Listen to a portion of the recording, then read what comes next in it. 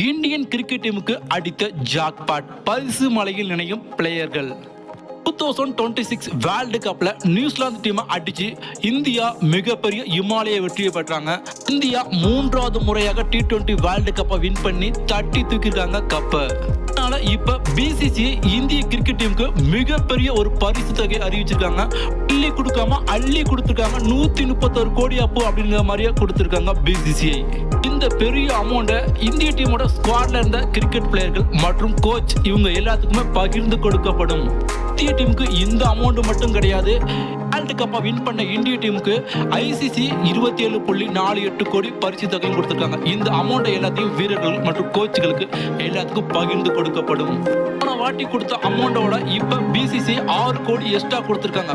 2024 ரோஹித் சர்மா தலைமையில Indian cricket team world கப்பை win பண்ணாங்க. அப்ப பிசிசி 125 கோடி பரிசு தொகை அறிவிச்சாங்க.